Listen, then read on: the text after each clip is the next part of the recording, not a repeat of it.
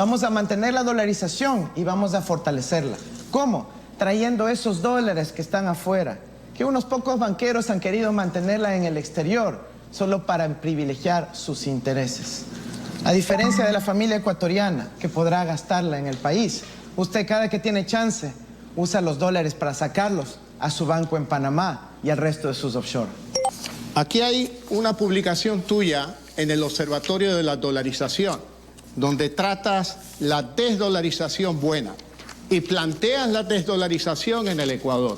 La pregunta es, ¿cuál Andrés Arauz tenemos esta noche? ¿El del Observatorio de la Dolarización o el que dice en un proceso electoral que quiere fortalecer la dolarización? ¿Sí leyó el artículo? ¿Sí lo leyó? Porque claramente el artículo analiza las declaraciones de alguien parte de su coalición, César Roón, que en la asamblea declaró que había que ponerle fin a la dolarización. Es un artículo de análisis que ofrece alternativas a esa loca idea de César Roón que lo planteó en asamblea de poner fin. Ustedes prometieron el milagro ecuatoriano y nos han entregado un desastre del cual no se quieren hacer responsables, Andrés. Mi pregunta, si tuviera en una mano el beneficio del Ecuador y en otra el beneficio de su banco, ¿qué decisión adoptaría? ¿Beneficiaría al país o a su institución financiera? La pandemia nos ha dado una lección muy clara, señora moderadora, y es que la agricultura es la que sostuvo los alimentos en la mesa del hogar de los ecuatorianos. Y claro, nosotros proponemos dar crédito a 30 años, al 1% de interés a los pequeños agricultores y ganaderos del Ecuador. Creo que queda claro que no ha respondido a la inquietud respecto a si actuará en beneficio de su banco o en beneficio del país. Pero ya tenemos una demostración clara, cuando hace pocos días se reveló esa comunicación del Banco de Guayaquil solicitando que se cambie la definición de los segmentos de microcrédito para poder simplemente ganar más utilidades. Ahí está otro ejemplo con el 2% y las glosas que se hizo perdonar en su gobierno, el del señor Moreno. En tu gobierno, Andrés, se crearon impuestos especiales para el terremoto de Manta y Esmeralda. Y ese dinero no llegó ni a Manta ni a Esmeralda. Por lo tanto, yo creo que la acción y el trabajo de la sociedad civil complementaria al gobierno es fundamental. La corrupción y la ineficiencia desgastan muchos recursos de salud. Tenemos ejemplos, Andrés, en tu gobierno, el hospital de Pedernales. No hay hospital en Pedernales y se crearon impuestos especiales que fueron a los bolsillos de los corruptos que hoy, por suerte, están en la cárcel, pero todavía no devuelven el dinero. Aquí podemos ver cómo el candidato Lasso en su plan de gobierno dice expresamente que tiene la intención de delegar la administración de la salud al sector privado. Los ecuatorianos no queremos una privatización tapiñada. No queremos que quiera convertir a los pacientes otra vez en sus clientes. Sino explíquenos, por favor, cuál va a ser ese rol que tiene el presidente de la Asociación de Clínicas Privadas en su gobierno. Lo que nosotros queremos evitar es lo que tu candidato hizo, entregar los hospitales para negociar votos en Asamblea Nacional. De eso ustedes tienen que hacerse cargo. El desastre de la Administración de Salud Pública del Ecuador es de ustedes. Ecuatorianos, esta semana hemos hablado de vacunación. Aquí está la lista de algunos de los vacunados recientemente. Ustedes ven ahí a su madre, a su tía, a su abuela. Ustedes ven ahí al médico de la comunidad, a la enfermera vecina. No, pues. ¿Saben lo que tienen todos ellos en común? Que son amigos del señor Lasso. Ellos quieren continuar este modelo de vacunación y de salud excluyente y de privatización tapiñada. Tú y Lenín Moreno comparten la misma partida de nacimiento político, de Correa. Son hermanos políticos responsables de los últimos 14 años de gobierno en Ecuador. El pueblo ecuatoriano tiene absolutamente claro quién ha cogobernado con Moreno. Sí, nosotros propusimos a Moreno. El pueblo ecuatoriano votó por él, pero ustedes lo compraron. Ustedes lo compraron. Y esa traición no fue a una persona, a un movimiento, fue a todo el pueblo ecuatoriano. Mira lo que dijo tu jefe. tu padre político. El presidente de la República no solo es jefe del Poder Ejecutivo, es jefe de todo el Estado ecuatoriano, demostrando claramente que esa es una frase dictatorial. ¿Qué opinas de eso, Andrés, perdón? Oiga, usted hasta sueña con Correa, ¿no? Bueno, ya le voy a pasar el dato. Candidato Lasso tiene 30 segundos para su contrarréplica. En tu gobierno, Andrés, se trató de gordita horrorosa a la mujer. Se censuró por un tema de conciencia asambleístas de tu propio movimiento. Se arrastraron a mujeres por las calles. ¿Eso es participación ciudadana? ¿Eso es democracia? Esos son tus antecedentes de tu partida de nacimiento político. Tu padre político cometió todos esos errores, Andrés, y sobre ti pesa la duda de cómo actuar. Este miércoles que pasó se presentó el informe de la Comisión de la Verdad sobre los hechos acontecidos en octubre del 2019. Fuimos invitados los distintos candidatos, pero el señor Lasso no asistió. Aquí está una copia del informe de la Comisión de la Verdad. Este le traje para usted, yo tengo el mío en casa. Díganos, ¿qué opinión le merece este informe? Y siempre estaré del lado de la civilidad, del Estado de Derecho, no de aquellos que con dinero de gobiernos extranjeros pretendieron desestabilizar la democracia ecuatoriana, para, quemando edificios públicos justos de la Contraloría, pretender eliminar pruebas sobre sus actos de corrupción. Por lo tanto, en nuestro gobierno trabajaremos para el fortalecimiento de las instituciones de control, respetando su autonomía, respetando las funciones de la Contraloría, de la Procuraduría General del Estado. Ya se olvida, ¿no? Cuando fue gobernador de Maguad y mandó a destruir las protestas de los médicos que querían justamente dignidad en sus derechos laborales. Se olvida también que usted, dentro de la independencia de funciones, quiere nominar a María Paula Romo como Contralor. Eso es lo que quiere. Eso es lo que quiere, nuevamente entregar el poder a los amigos de Moreno. Candidato Arauz, hágase cargo de esta reunión donde lo llamaron a México para darle instrucciones, porque usted seguramente vive un dilema. O se aparta de Correa o acepta seguir siendo el secretario de su padre político. Suena bonita la lista de deseos de Guillermo Lasso, pero cuando se abordaba concretamente el presupuesto para las universidades, su partido político en la Asamblea se negó a financiarlas. Y usted también fue claro cómplice de esa ley humanitaria que permitió la reducción de los sueldos de los maestros. ¿Por qué no comenta nada sobre eso? La pregunta es, ¿qué propones hacia el futuro? ¿Seguir con un sistema de esclavitud de la CENESID hacia los jóvenes ecuatorianos? El señor Lasso no entiende sobre educación superior. No entiende que hay distintas ramas, la educación superior universitaria, los tecnológicos superiores, el sistema de certificación de competencias y cualificaciones profesionales, el bachillerato técnico productivo, las distintas opciones que van a tener los jóvenes ecuatorianos. Suena bonito tu discurso. ¿Qué pasó? ¿Por qué no lo aplicó tu gobierno cuando tú eras funcionario de aquel gobierno? Nos hablas bonito. La realidad es que para que los jóvenes ecuatorianos tengan oportunidades de estudiar, tiene que haber libertad y menos intervención del Estado en la educación superior, para dejar las manos libres de los rectores, los profesores, los académicos. Qué pena que quiera defender ese modelo donde sus panas eran dueños de universidades y eran consideradas de garaje.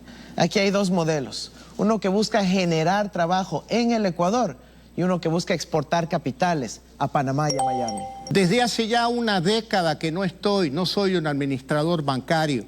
Y el día que tomé esa decisión, opté por el Ecuador, porque el Ecuador me importa más que el banco, que te quede claro. Qué bueno que sus asesores le dijeron que no se olvide de responder esa pregunta, que era clave. Hay un gran signo de interrogación sobre ti, porque cuando fuiste funcionario del gobierno de Correa en 10 años, siempre te quedaste callado sobre estos temas.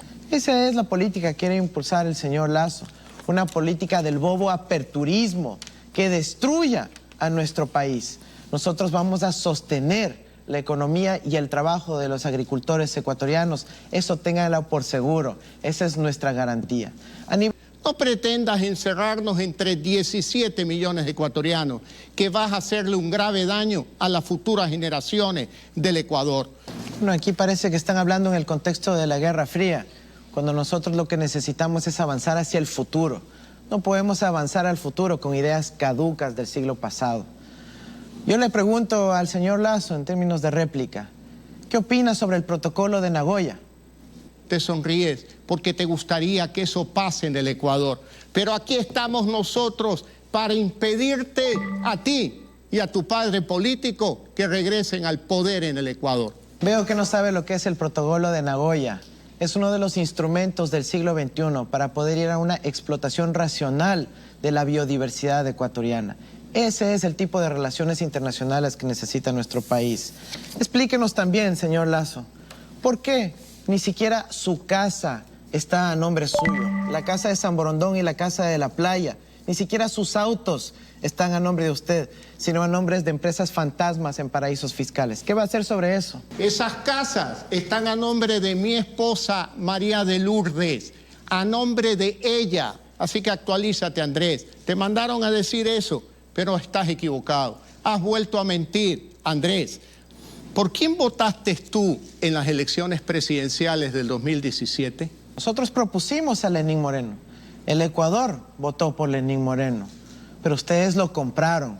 Ustedes lo compraron y llevaron a cabo esa traición a todo el pueblo ecuatoriano.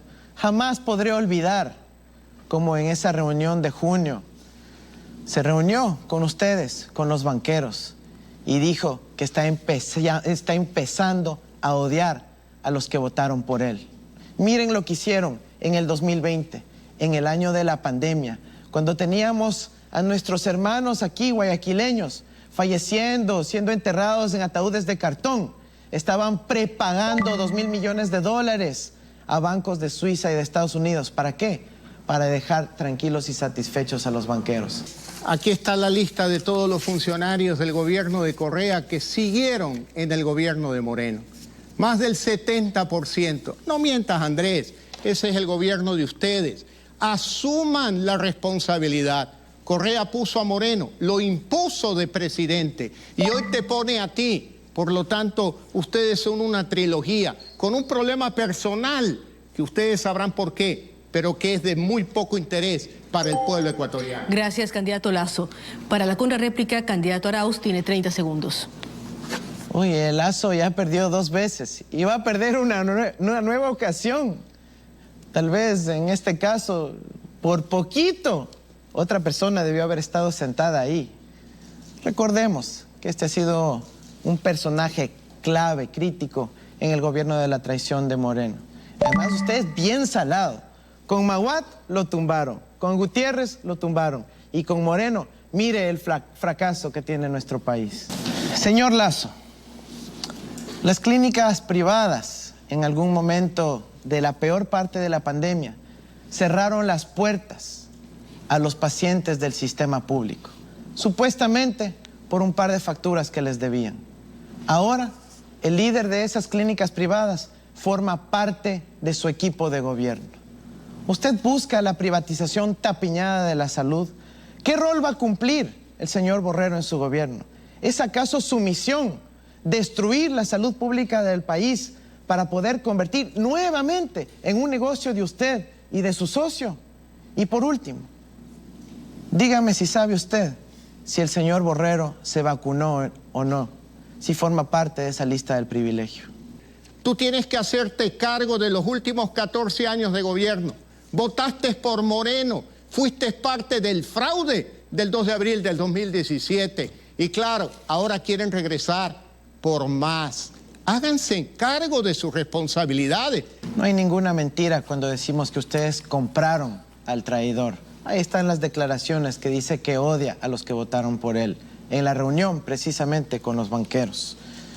A mí me gustará trabajar con usted en el futuro, pero yo como presidente de la República y usted en representación de la banca, tenemos que reunirnos pronto para ver cómo van a bajar esas tasas de interés y dejar de cobrar esas comisiones locas a los ciudadanos.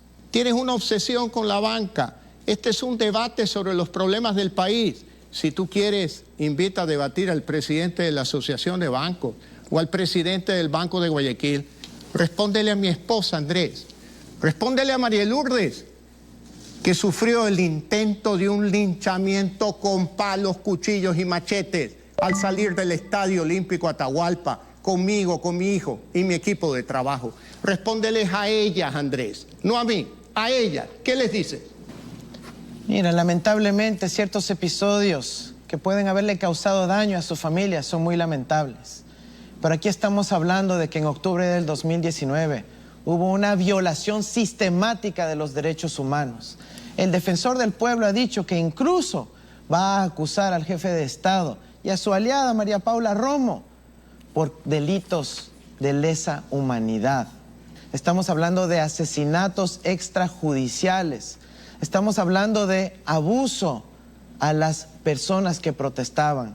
Estamos hablando de motocicletas que rodaban encima de los ciudadanos que protestaron. ¿Y sabe por qué? Todo por querer satisfacer al apuro unas condiciones de la banca y del Fondo Monetario Internacional. Es realmente lamentable que usted, queriendo aspirar a ser el primer servidor público del país, hable mal de los trabajadores en el sector público y no sepa siquiera la Constitución del Ecuador. Y cuando sacas ese pequeño libro de la Constitución, se te ve muy parecido a Maduro, Andrés. Igualito a Chávez y a Maduro. Eso es lo que queremos evitar en el Ecuador. Tus símbolos y tu presencia nos recuerdan claramente un sistema totalitario. Guillermo Lasso vive en el pasado y además es salado. Cuando trabajaba en la Junta Monetaria comenzó el salvataje bancario. Cuando estuvo en el gobierno de Maguad, terminó generándonos el feriado bancario que perjudicó a tantos millones de ecuatorianos. Cuando estuvo con Lucio Gutiérrez, y estuvo ahí cuando lo tumbaron. Y ahora con Lenín Moreno nos llevó a este fracaso. Guillermo Lasso, salado. Fue ahí, en una sesión en la Asamblea Nacional, cuando yo sí, joven, funcionario del Ministerio de Política Económica, me enfrenté por primera vez a Guillermo Lasso. Quizás usted ni se acuerda ya. Pero en esa ocasión también estuve defendiendo el interés público, el interés de todos, y enfrentándome a alguien que quería defender el interés de unos pocos, simplemente de su bolsillo frente a la ley de seguridad financiera. Armaron un escenario catastrófico, pero esa ley fue clave para garantizar la estabilidad de los ecuatorianos. ¿Qué dice ahora? Eso es parte de la práctica correísta. Buscar asesinar la reputación de quien piensa distinto a ustedes, mintiendo, construyendo relatos que nunca existieron. Moreno es un hermano político tuyo. Si tienen un problema ustedes con Moreno, es un tema personal. La leyenda urbana dice que ahí hay un mal reparto. Problema de ustedes, allá entre blancos, como dice el dicho popular. Hasta ahora no nos dice nada sobre la vacunación de su candidato vicepresidencial, Borrero. ¿Por qué será? Explíquenos entonces qué es un CDR. Explíquenos por qué en el 2008 usted se abrió de la Asociación de Bancos Privados, si está defendiendo los intereses de su bolsillo por sobre los del país.